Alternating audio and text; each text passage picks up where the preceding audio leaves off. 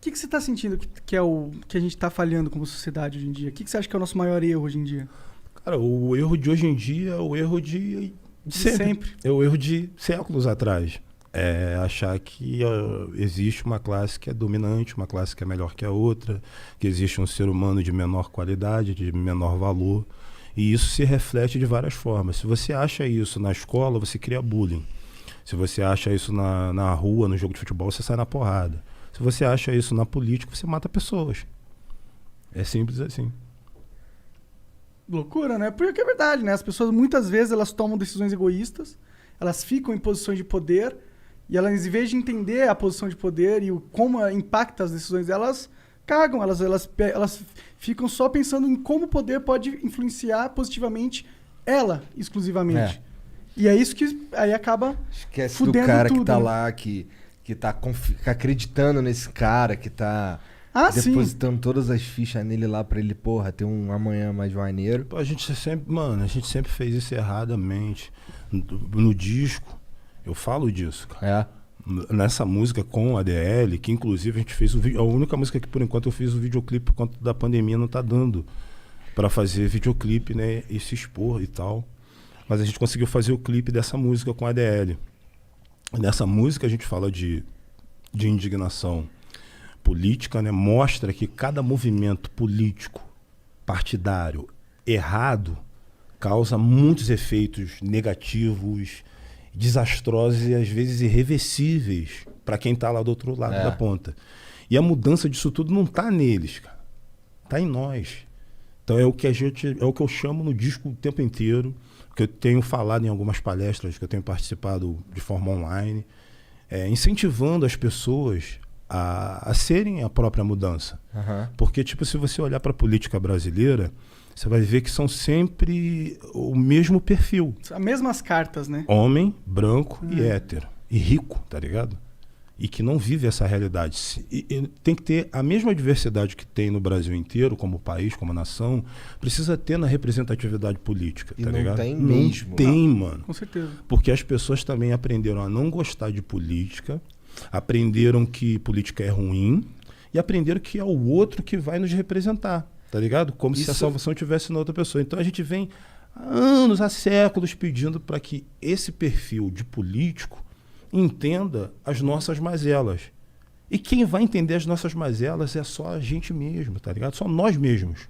Só nós mesmos, tá ligado? Só nós Por isso mesmo. que às vezes eu vejo assim uma senhora dentro da Cidade de Deus que tem R$300 no bolso, tá ligado? Aí ela tem ali o Mercado Rainha, tem o Presunic, tem mais não sei o quê. E ela sabe que o Presunic é o mais caro, tá ligado? Se ela for comprar tudo no Presunic, não vai dar pra trazer tudo. Então ela compra um pouquinho no Presunic. Mas tem uns bagulho que só tem no Presunic. Exatamente. Então ela vai... Cara, tu acha que eu não tô ligado? Tu é doido? Então ela vai lá no Presunic, compra o que só tem lá, vai num outro da CDD, no outro tá mais barato, depois vai no outro mercadinho e com R$300 ela consegue comprar tudo. Se é o político, ele vai no Presunic e compra tudo lá. O dinheiro não é dele.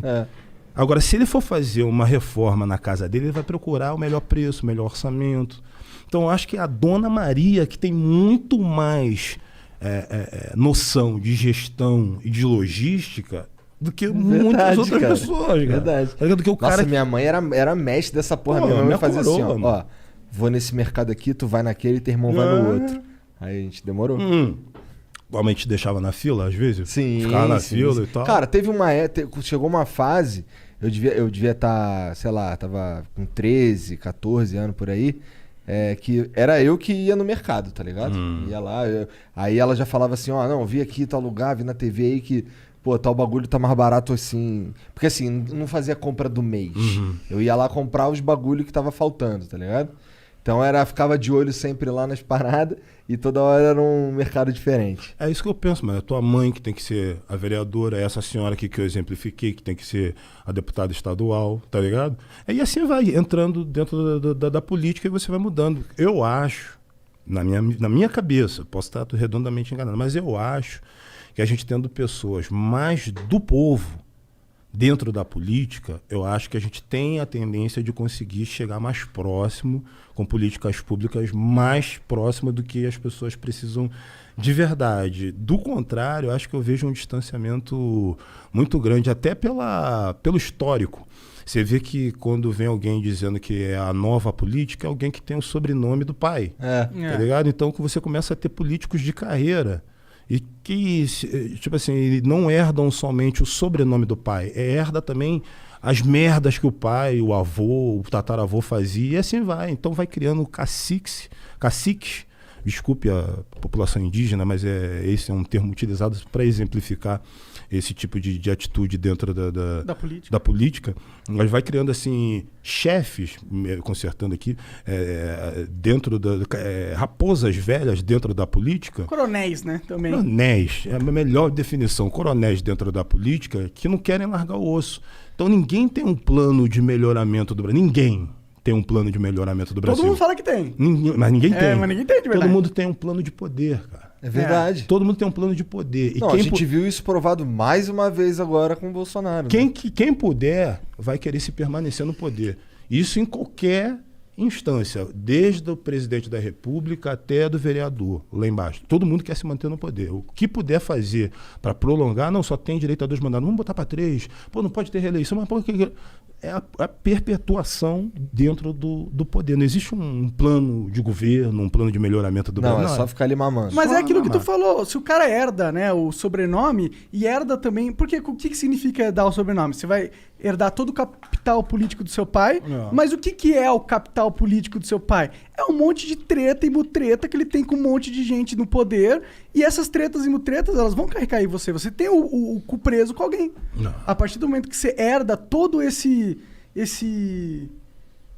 clout político de um cara que já está totalmente corrompido, não tem como você não estar corrompido também. Acho que tem um recado que foi muito bem dado nas últimas eleições municipais, que foi a quantidade de gente LGBT eleita, de mulheres eleitas, mulheres pretas, muitas delas sofrendo ameaça, recebendo xingamentos racistas. Não tem importância, irmão. Pode gritar, pode espernear, mas o importante é a gente chegar, tá ligado? Teve muito jovem, muita gente de favela entrando. É o suficiente? Não, acho que mas não. é um começo. É um começo. Acho que é um recado. Tipo. Pelo menos é uma perspectiva otimista, né? Que tá indo pra um caminho melhor, né? Um caminho melhor. Pô, o Rio de Janeiro demitiu o prefeito. Ele não perdeu a eleição, ele foi demitido, o prefeito. E agora vai ser o prefeito e o governador. O governador. Né? O que não quer dizer que quem foi eleito é melhor. É só menos pior. Não existe político melhor. Para mim é tudo menos pior. Eu tenho saudade da época que as pessoas se reuniam para tentar cobrar dos políticos, sabe? Não para fazer torcida como se fosse um time de futebol. Isso aí é uma parada. Político tem que ser cobrado, irmão. Não tem que ser celebrado. Puto, mano. Tá ligado? Tem uma galera que é fã de político, mano. Não. Que vira massa de manobra máxima. Tem que ser político, tem que ser fã de artista, cara. Fã de jogador de futebol, sei lá, fã de outras pessoas, fã de sabe, personalidade. Um cara que fez um bagulho maneiro, né? Um cara que político. Tá mamando ali, político, principalmente pelo tipo de política que a gente tem no Brasil, historicamente corrupta, historicamente comandada pelo Centrão. Quem manda no Brasil é o Centrão, não tem jeito, irmão. Sim. Quem quiser governar no Brasil tem que negociar com o Centrão. É a política do toma lá da cá. Por isso que o novo sempre nasce velho. Então, o histórico de política no Brasil, mano, é esse. Eu tenho na minha obra o histórico político desde quando eu comecei a me ligar nisso. Em 98, eu fiz a música A Voz do Excluído com Cidade Negra, que era no governo FHC. Uhum. No início do governo Lula, eu fiz Só Deus Pode Me Julgar. Isso tudo música de indignação social, falando de corrupção política. No governo Dilma, no início do governo da Dilma, eu fiz a música Causa e Efeito. No governo Temer, no início do governo Temer, eu fiz a música Brado Retumbante. No final do governo dele, eu fiz a música Ficha Suja. No início do governo atual, eu fiz a música Insalubre, e agora fiz esse disco que ainda é nesse governo. Então, todas essas músicas que eu estou te falando para vocês aqui, são músicas que são de indignação coletiva em relação à política, e a maioria delas são atemporais, porque não serve para uma época. O Brasil ele é tão repetitivo que, infelizmente, uma música de 2002, tu bota agora, a maioria dos versos são condizentes. E dá uma sensação que a gente não está mudando, né? Não tá, só piorando.